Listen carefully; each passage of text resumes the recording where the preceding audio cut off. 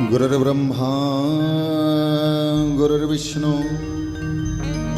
गुरुर्देवो महेश्वरा गुरु साक्षात् परब्रह्म तस्मै श्री गुरुवे नमः। रामाय रामभद्राय रामचंद्राय वेधसे रघुनाथाय नाथाय सीताया पतये नमः। गुरुवर्थे त्यक्तराज्यो व्यचरदनवनं पद्मपदभ्यां प्रियाया पाणिस्पर्शा क्षमाभ्यां मृतपदरुजो यो हरीन्द्रानुजाभ्यां वैरोप्या चूर्पणक्या प्रियवरनुसा रोपिता भ्रौभिजृ भा त्रस्ताब्दुर्बद्ध सेतुर खलितवदहना कौशलेन्द्रो बताना। बोलो वृंदावन बिहारी लाल की। ऐसे नहीं, ये आवाज महाराज जी के कानों तक भी पहुंचनी चाहिए, उसी धाम वृंदावन तक भी पहुंचनी चाहिए। बोलो राधा रानी सरकार की, राम राजा सरकार की, हनुमान जी महाराज की। जय जय सीताराम हो, जय जय सीताराम हो, जय जय सीताराम। ज़्यादा समय तो है नहीं है। पूज्य महाराज श्री ने पूरी राम कथा तो आपको सुनाई दी है। ये बालक आपके सामने क्या ही कहेगा, पर 2 मिनट में ही मैं अपनी वाणी को आपके समक्ष में रखूंगा। पहले उससे पहले अपनी वाणी को थोड़ा पवित्र करें, राम जी का नाम गाएं, इसके बाद हम लोग कुछ बातों पर चर्चा करेंगे। ओ सीता राम राम राम, ताली की आवाज आनी चाहिए सभी।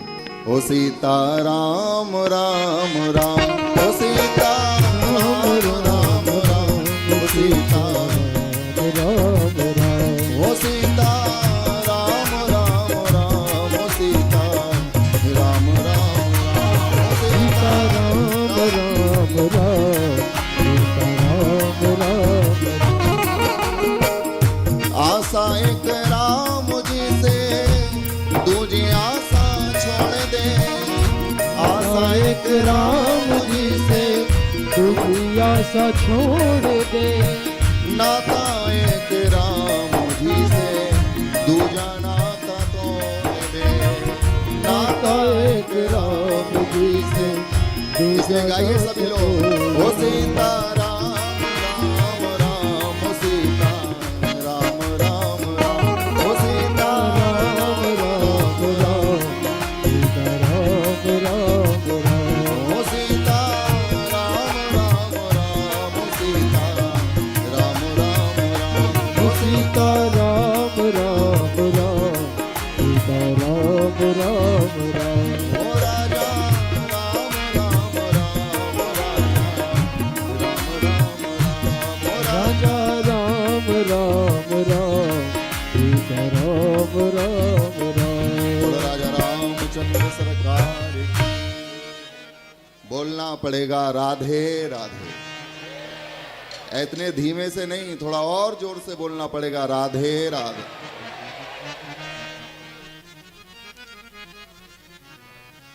परंतु इस कथा के मुख्य यजमान हनुमान जी महाराज के चरणों में सर्वप्रथम कोटि कोटि प्रणाम करता हूँ। व्यासपीठ पर विराजमान परम आदरणीय परम पूजनीय बड़े भाई स्वरूप पंडित श्री भाई श्री रमेश शुक्ला जी के चरणों में कोटि कोटि प्रणाम करता हूँ। पूज्य महाराज श्री के चरणों में हमारे बड़े भाई अखिल भारतीय श्री राम नाम जागरण मंच के अध्यक्ष संस्थापक, जो 75 जिलों में श्री राम कथा का दिव्य आयोजन करवा रहे हैं, ऐसे हमारे महाराज जी पूज्य बड़े भाई पंडित श्री निर्मल शास्त्री जी के चरणों में कोटि कोटि प्रणाम करता हूँ। कथा मंच पर विराजमान सभी के हृदय में राम जी के चरणों में कोटि कोटि प्रणाम करता हूँ। कासगंज की धरती को प्रणाम करता हूँ एवं जितने भी भक्त पधारे हैं सभी को राधे राधे। थोड़ा और जोर से बोलना पड़ेगा। बड़े ही आनंदमय क्षण है कि हम लोग, मेरे कहने के लिए तो वास्तव में कुछ बचा नहीं है और ये बालक आपके सामने क्या ही कहेगा। पूज्य महाराज श्री ने पूरी राम कथा आपको सुनाई है और उसका सार आपको बताया है कि राम जी के चरणों में आपका प्रेम हो जाए। क्या हो जाए? प्रेम हो जाए। क्योंकि ये मत सोचना कि राम जी आपको छोड़कर कहीं चले जाएंगे। ये मत पूछो कि वो यहाँ होंगे या नहीं होंगे। अरे तुम जहाँ बुलाओगे वो तो वहीं होंगे।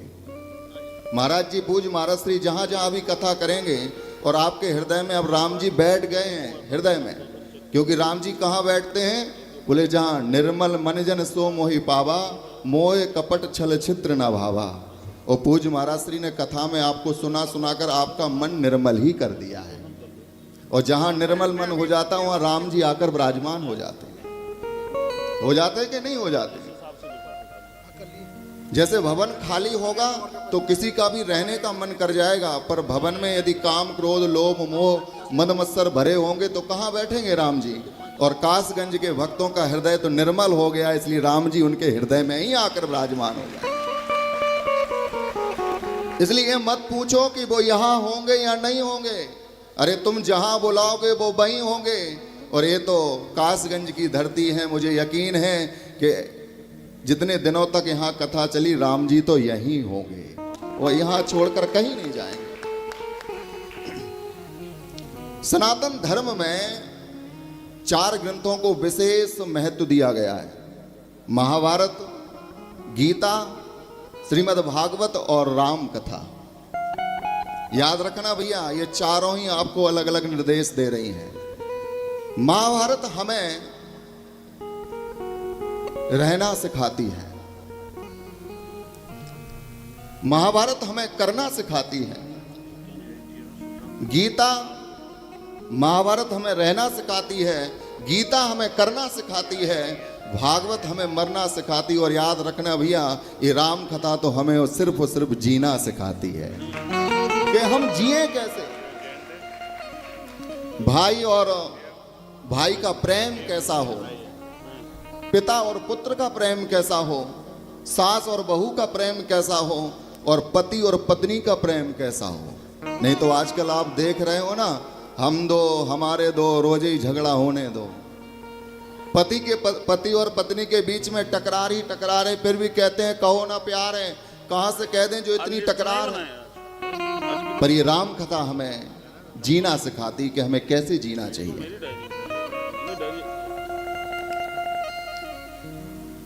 और राम कथा आप सुनने के बाद यदि आपको जीना नहीं आया तो राम कथा सुनना आपका बेकार है। राम जी के चरणों में प्रेम नहीं हुआ तो राम कथा सुनना आपका बेकार है। हमारे राम जी तो इतने दयालु हैं, इतने दयालु हैं। एक व्यक्ति किसी संत के पास गया और उसने कहा कि आप बताओ प्रभु कि मुझे भजन कैसे करना चाहिए।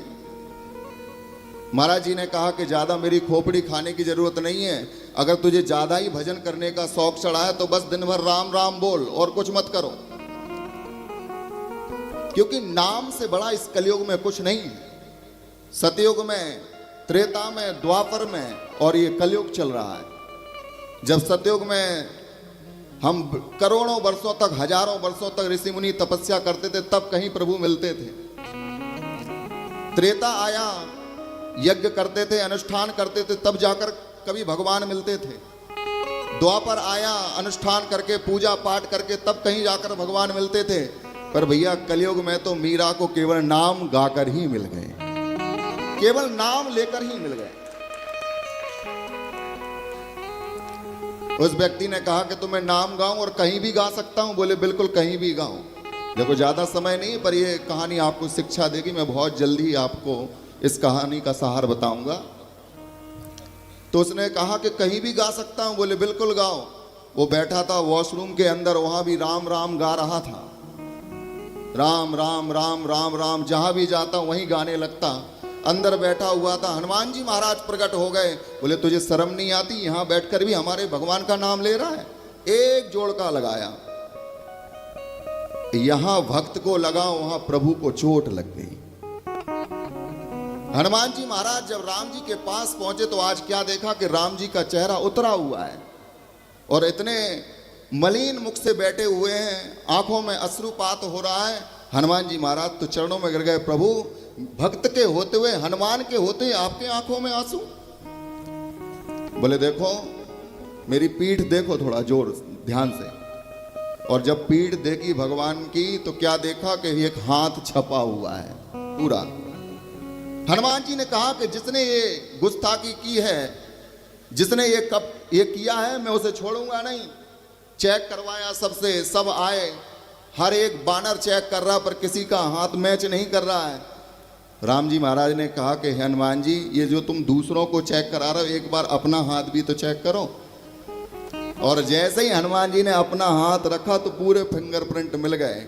समझ गए प्रभु आपके भक्तों पर जब कोई दुष्टता करता है, भक्तों को जब चोट लगती तो वो भक्तों को चोट नहीं लगती, वो आपको ही चोट लगती। आप इतने दयालु हैं। इसलिए जीवन में भैया केवल राम जी से प्रेम हो जाए, यही कथा का परम सार है। बोलो राम राजा सरकार की जय।